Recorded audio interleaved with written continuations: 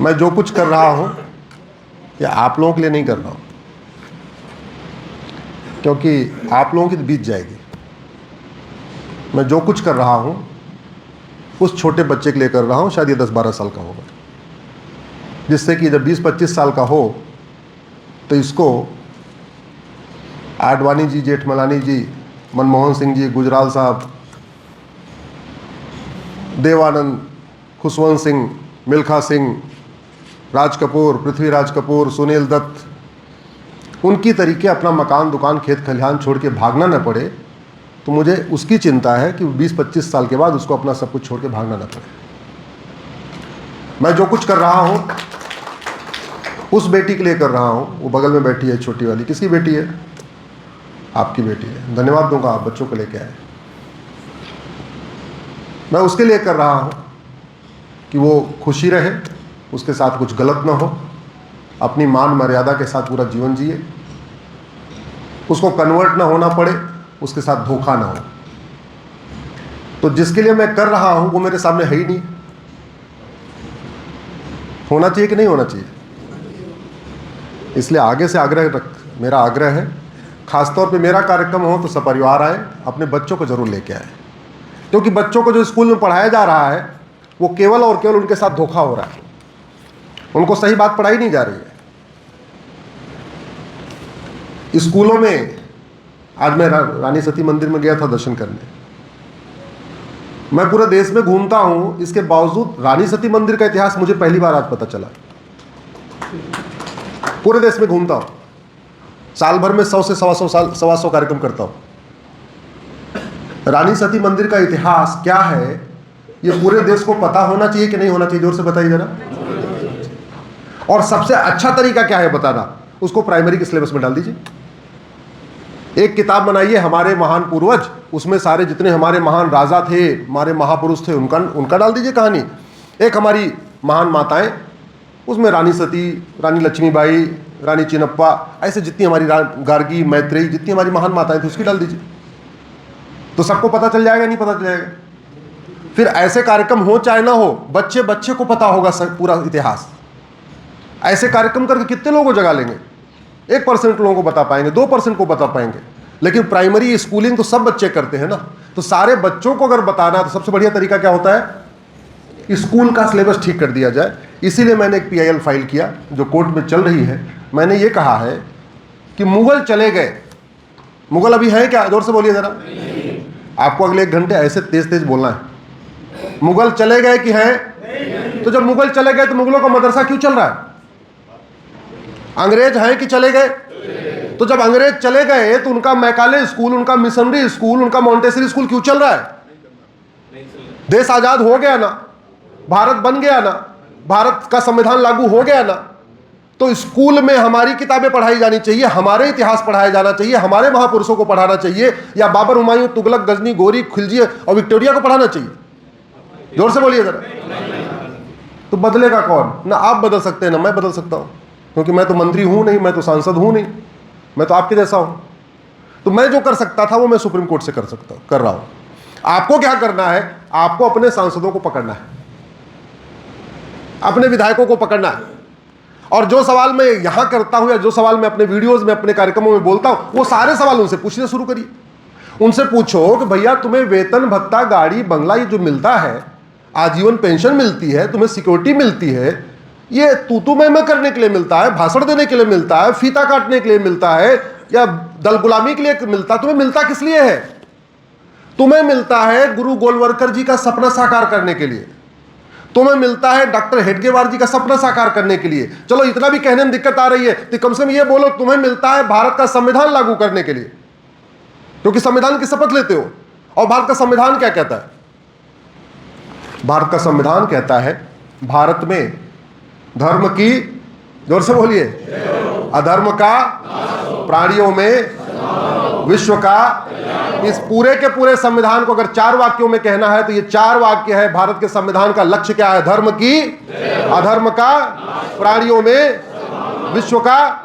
अब अगर आपका सांसद, विधायक अगर पूछे ये कहां लिखा है, उसका मेरा नंबर दे दीजिएगा, मैं उसको बता दूंगा कहां लिखा हुआ है। यही लिखा हुआ है। किसी भी देश का संविधान उसी देश की संस्कृति को मजबूत करने के लिए होता है, विदेशी संस्कृति को नहीं। दुर्भाग्य देखिए, हवाई जहाज में तो यात्रा करते होंगे, अब की बार यात्रा करना तो देखना जहाज पे लिखा क्या है। जहाज पे लिखा है वीटी। वीटी का मतलब होता है विक्टोरिया टेरिटरी।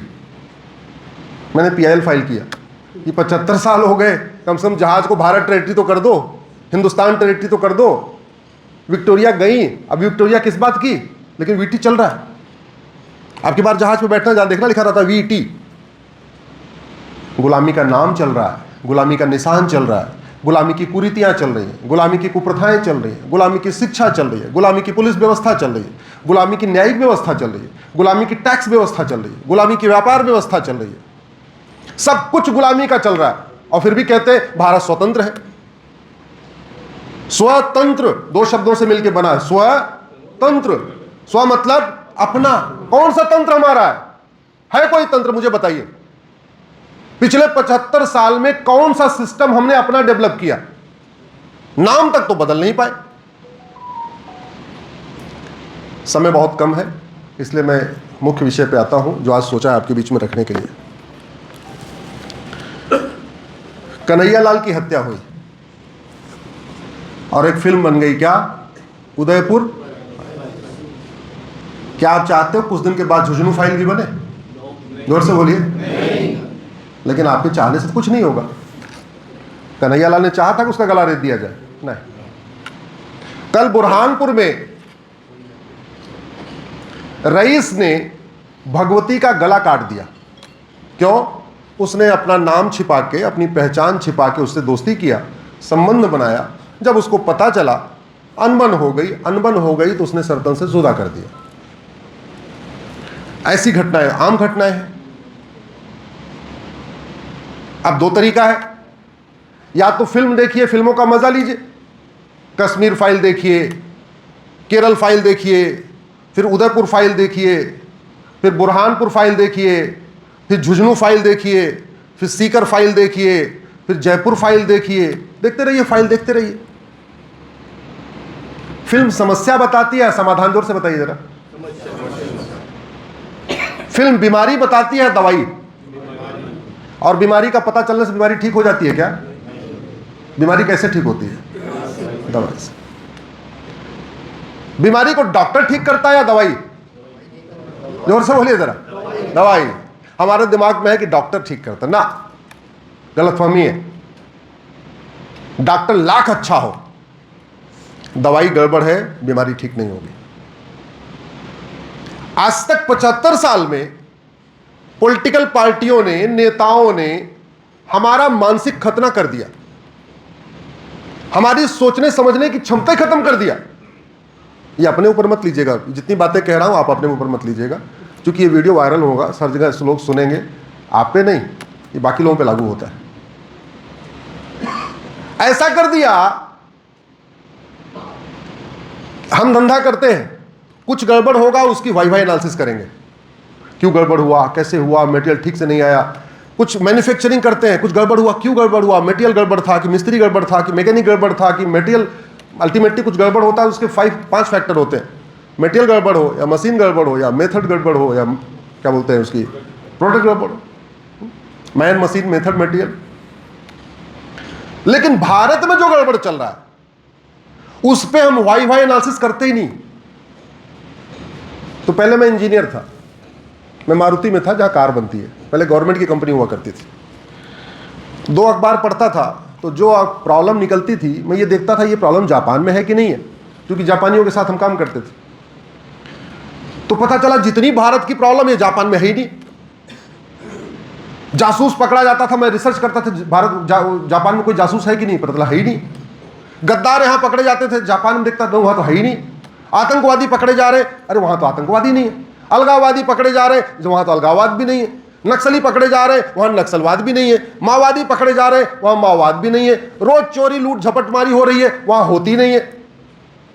आए दिन ड्रग स्मगलर पकड़े जा रहे, वहां होता ही नहीं है।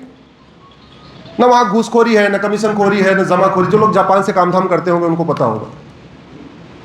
न घूसखोरी है, न कमीशनखोरी है, न जमाखोरी है, न मिलावटखोरी है, न कालाबाजारी है, न नशा तस्करी है, न मानव तस्करी है, न अलगाववाद है, न कट्टरवाद है, न जिहाद है, न मजहबी उन्माद है, न घुसपैठिए वहां जाते हैं, न वहां धर्मांतरण होता है। जो समस्या भारत में वहां नहीं है, इसका मतलब हमारी समस्या लाइलाज है क्या? जोर से बताइए।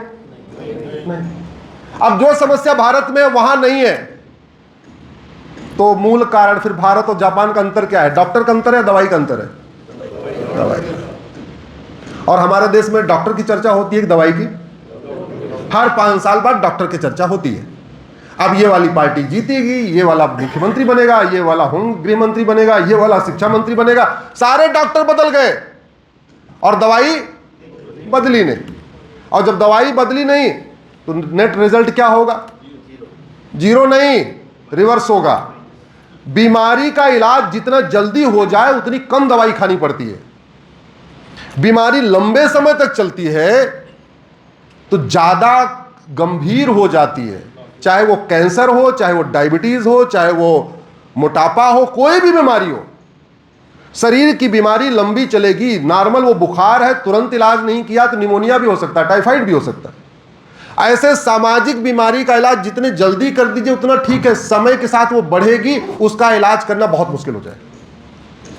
जैसे भारत की जितनी आधी बीमारियों का इलाज 1947 में हो सकता था। हो सकता था कि नहीं हो सकता? जोर से बताइए। नेहरू जी कर सकते थे कि नहीं? नहीं किया।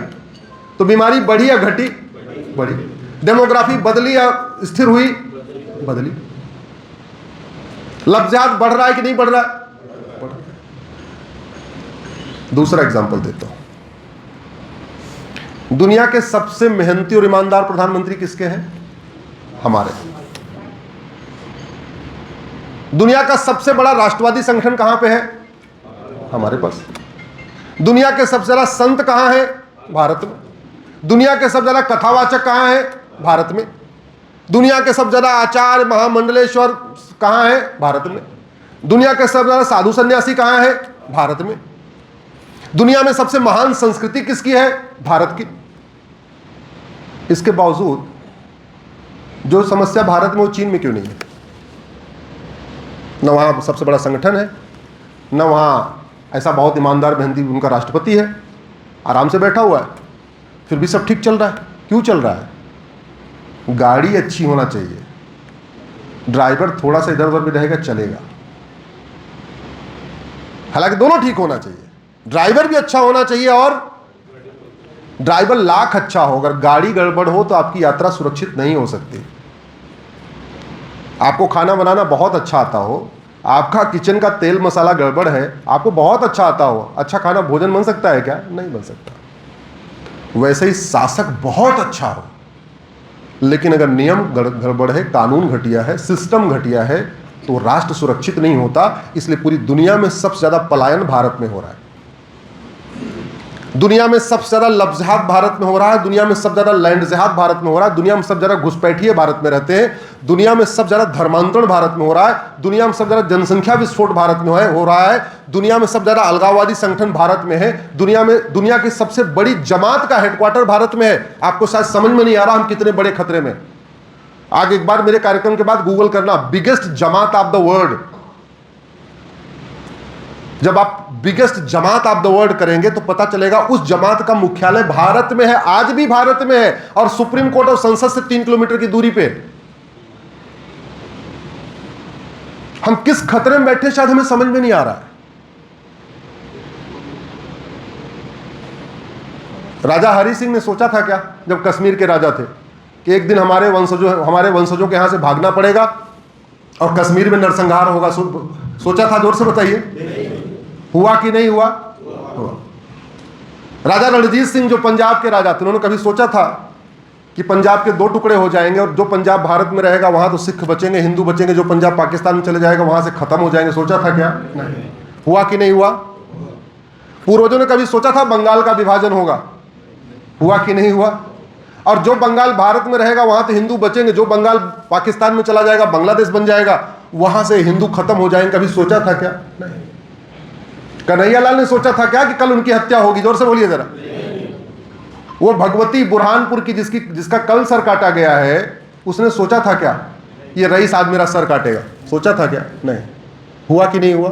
हुआ। कश्मीर के लोगों ने सोचा था अपना मकान दुकान खेत खलिहान छोड़ के भागना पड़ेगा, हुआ कि नहीं हुआ? अभी हम लोगों ने कुछ दिन पहले शिवरात्रि मनाई, 19 जुलाई 1947 को भी शिवरात्रि थी। 19 जुलाई 1947 को क्या था? शिवरात्रि। और 19 जुलाई को जब शिवरात्रि थी तो आडवाणी जी, जेठमलानी जी, मनमोहन सिंह जी, इंद्र कुमार गुजराल साहब, ये राज कपूर, पृथ्वीराज कपूर, सुनील दत्त, मिल्खा सिंह, देवानंद, गुलजार, लाला अमरनाथ, प्रेम चोपड़ा, ये लोग सब 19 जुलाई 1947 को अपने घर में शिवरात्रि मनाए थे।